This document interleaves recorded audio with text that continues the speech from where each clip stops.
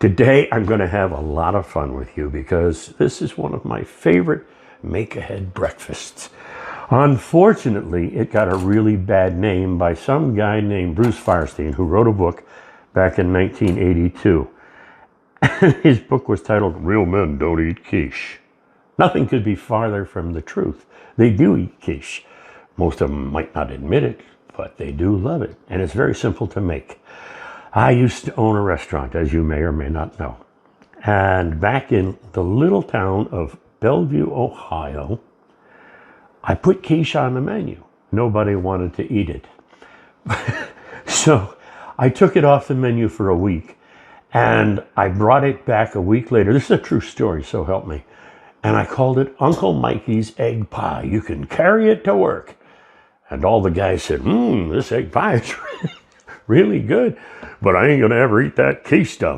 That's sissy. But they would eat Uncle Mikey's egg pie. So today we're gonna have some fun, and we're gonna make whatever you want to call it. Uncle Mikey's egg pie, you can call it quiche. I don't care. It's great, it's delicious. Here are the ingredients. We've got a pie crust. We've already pre-baked this pie crust so it's nice and hard, so that way it's not soft and squishy when we add the filling, okay?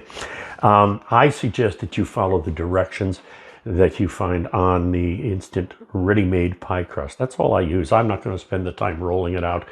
I'm not really a good baker. My producer is a great baker, but I'm not.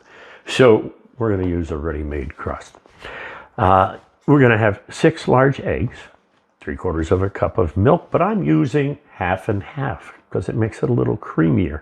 And then we've got 3/4 of a teaspoon of salt, about a 1/4 teaspoon of black pepper, and a cup of cubed cooked ham. This is delicious.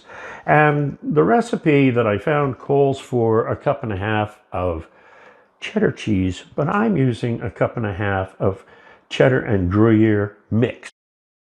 You might want to use green onions. I have chosen to use some dried chives, and that's going to wind up being delicious. I'm ready to get going here, so let's go ahead and start.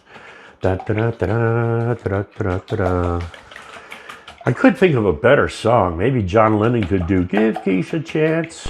Oh, sorry, I can't resist. Really bad, huh? Yep, okay. I also love this coffee cup. Check out this picture of the coffee cup. This is the Quiche My Ass coffee mug. I'll put a link in there if you want to get one. It's a great conversation starter. And when people come over, they look at it and they go, oh, what does that say? A lot of fun. One more ingredient I neglected to talk about, just a dash of nutmeg. We don't need a whole lot because, like I tell you, nutmeg is a very powerful spice and it adds a lot of flavor very quickly. We're going to layer some of the cheese on the bottom. Oops, got it on the pan. We don't want it on the pan. There we go.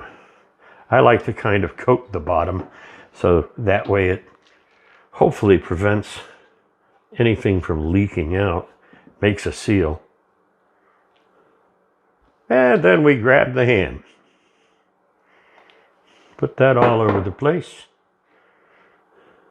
Yes, I washed my hands in case you're wondering. Several times. I'll put a little bit of salt on here. Seems kind of redundant to use salt on ham, I know, but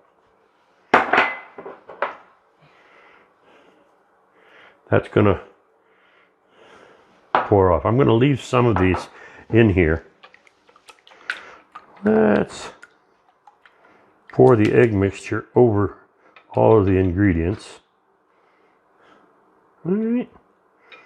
We may have just a little bit extra, which is okay. It's better to have extra. You might want to dial it down to 5 eggs.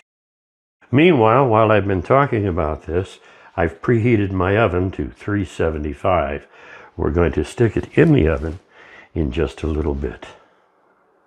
All right, make it look pretty. Dump it in there. Da-da-da.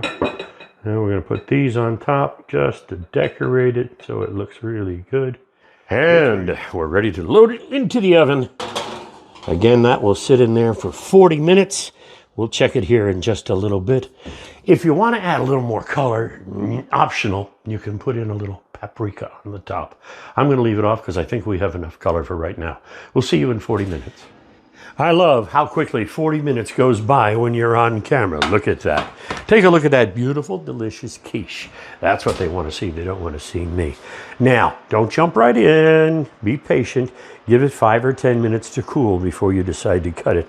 That's what we're going to do. We're going to take a 5-10 minute break. We're going to cut it, and then we're going to enjoy it with a cup of coffee. There you go. It's been cut. And I'm going to have a little bit of sour cream on the side. You can have whatever you want. You don't have to have anything. Please don't put ketchup on. But somebody's going to. I know that they're going to. So let's go ahead and taste test it. Ooh, look how that just starts to flake. The crust is nice. It's wonderful.